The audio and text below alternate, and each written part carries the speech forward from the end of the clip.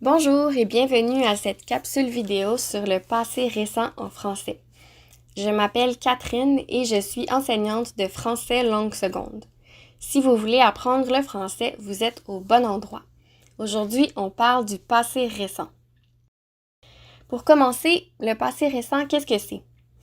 Le passé récent, c'est un temps de conjugaison. Il en existe plusieurs en français, comme le présent, le passé composé, l'imparfait, le futur simple, etc. Contrairement aux autres, le passé récent ne se trouve pas souvent dans les livres de conjugaison traditionnels parce que c'est un temps qu'on utilise surtout à l'oral pour parler de façon informelle. Mais attention, même s'il n'est pas dans les livres, il est très important et on l'utilise tous les jours. Comme son nom l'indique, le passé récent sert à indiquer qu'une action se passe dans le passé, mais dans un passé qui n'est vraiment pas loin du présent, un passé récent. Observez les phrases suivantes. Je n'ai pas faim, je viens de manger. Mon ami part en voyage, son avion vient de décoller. Ne marche pas dans la cuisine, je viens de laver le plancher. Je viens de finir cette série télé. Maintenant, qu'est-ce que je vais regarder? Ma sœur va être en retard à son rendez-vous. Elle vient de se réveiller. Pourquoi elle pleure? Elle vient de se disputer avec son copain. Dans ces phrases, plusieurs verbes sont conjugués au passé récent. Remarquez-vous quelque chose?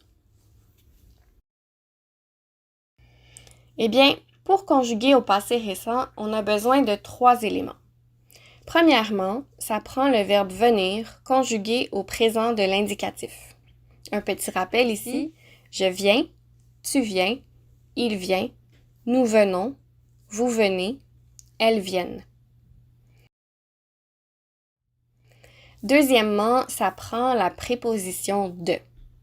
Troisièmement, ça prend un deuxième verbe. Ce verbe-là est le verbe principal de notre phrase, celui qu'on veut exprimer au passé. On doit l'ajouter sans le conjuguer, c'est-à-dire à l'infinitif. Regardez bien notre exemple. Je n'ai pas faim, je viens de manger. Premièrement, le verbe venir au présent, vient. Deuxièmement, de. Troisièmement, le verbe manger à l'infinitif. Voilà. Maintenant, qu'est-ce que ça signifie dans la phrase? Ici, la personne qui parle a mangé, c'est dans le passé.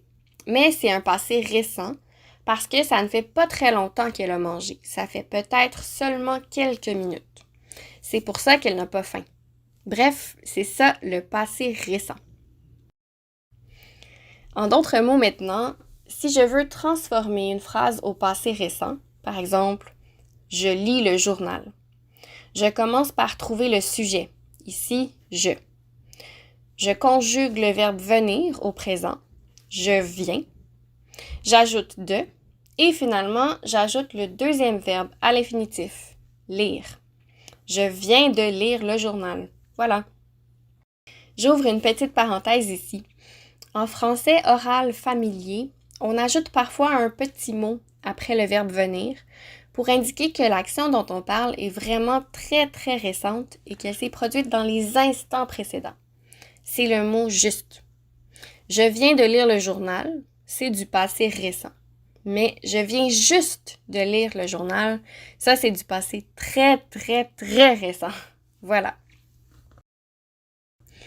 Qu'est-ce qui se passe maintenant si on veut faire une phrase négative? Reprenons notre exemple précédent. Je lis le journal. Au présent, à la forme négative, on ajoute ne et pas de chaque côté du verbe, comme ça. Je ne lis pas le journal. Au passé récent, il y a une toute petite différence. On va ajouter ne et pas de chaque côté du verbe conjugué.